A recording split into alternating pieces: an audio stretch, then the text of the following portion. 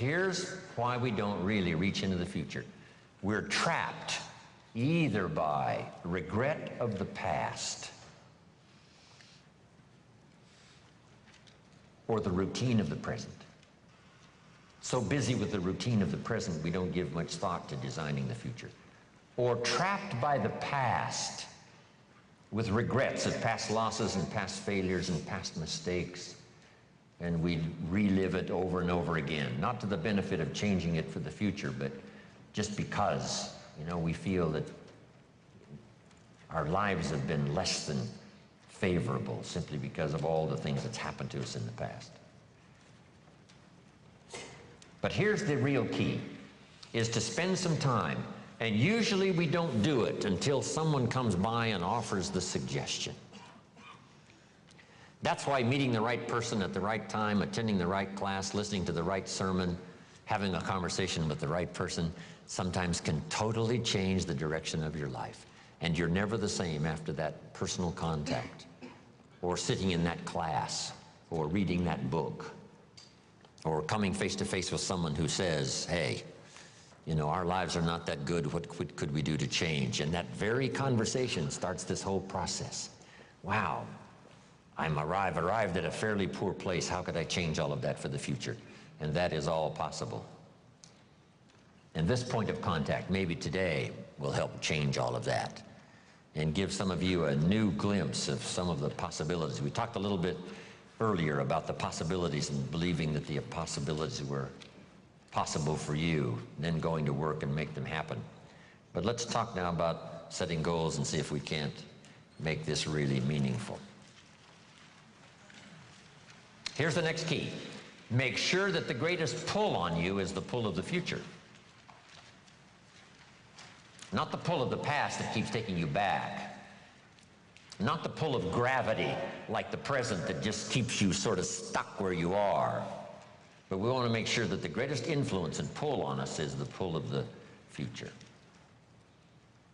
If you have powerful goals well designed, and plenty of them, to stir your imagination, here's what they will do. Goals become like a magnet. And the bigger they are and the stronger they are and the longer the list and the more things you'd like to acquire during the course of your lifetime, the stronger they pull. And here's the other advantage in setting goals, so that these goals begin to pull you in that forward future direction. They pull you through all kinds of downtime, all kinds of nighttime experiences, all kinds of winters. You can much more easily survive the next crisis, the next winter of your life, if you have well-set goals, finely tuned, places you want to go, things you want to do, people you want to meet, skills you want to develop, fortune you want to make, benevolence you want to engage in. If all of that becomes powerful and clear and you're on your way, I promise you, no matter what happens, those goals will pull you through. You won't be lost in the middle because you'll be able to see beyond. So with that in mind, let's now engage in this little session. It may be one of the most important for the weekend, designing the next 10 years. I want you to take a fresh piece of paper, or at least put a title up on one page and call it Goals Workshop.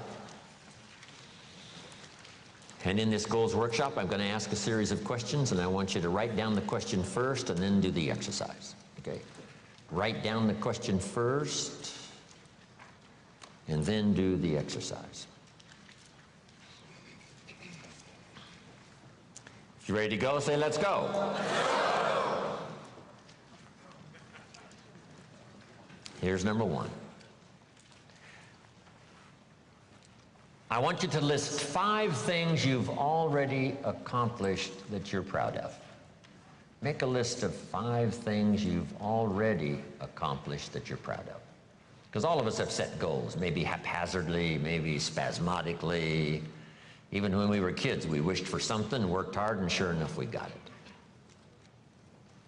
List 5 achievements, 5 goals that you've reached in the past already that you're proud of. If you won a gold medal at the Olympics, that would be a good one to put on there. Whatever you've accomplished, just a list of 5 things. This is just a little review that, you know, we're not sitting in a very bad place. We've all accomplished some things. Some of us, you know, a lot of things. When you're working with children, this is a good exercise to start with. What have you already accomplished that you're proud of? In this little country town in Idaho, I graduated 3rd in my class in high school. And I'm going to another class reunion in September. I graduated in 1949, 3rd in my class. I was pretty proud of that, because I wasn't the smartest kid in the world. But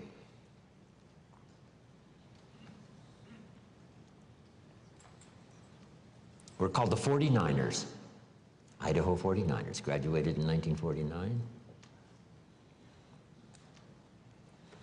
It'll be interesting, right? Another class reunion come September. Some of my classmates are still there in this little farm community, farmers, you know, bankers, real estate people. It's a great group. 5 things you've already accomplished that you're proud of. Wish we had time here to go over everybody's list of 5. I'm sure some of you would be really impressed.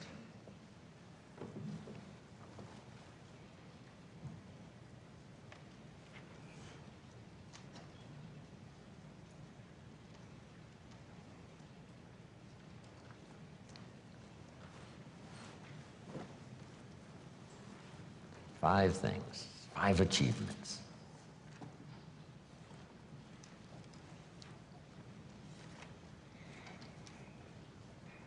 So this list of 5 now proves, right, that you already know how to set goals.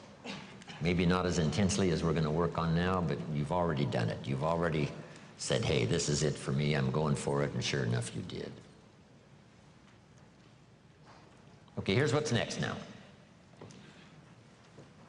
I want you to make a list. What are the 50 most important things you can think of that you want to accomplish and have in the next 10 years? So just put at the top of this now, my 10-year goals, and I want you to make a list of at least 50 items. Little things, big things, and it doesn't matter what they are. Now this list does not mean the list of the things you think you can acquire. This is a list of the things you want. Just let your mind run free. A list of 50 items that would really do it for you in the next 10 years. If you had this, if you went to these places and met these people, and if you had these skills and these investments, education for your children, all the rest of it. So I want you to take the time now, and I want you to go right down the page, not side by side on your goals, right down the page, because we're going to do something with this list a little later. Right down the page, 50 items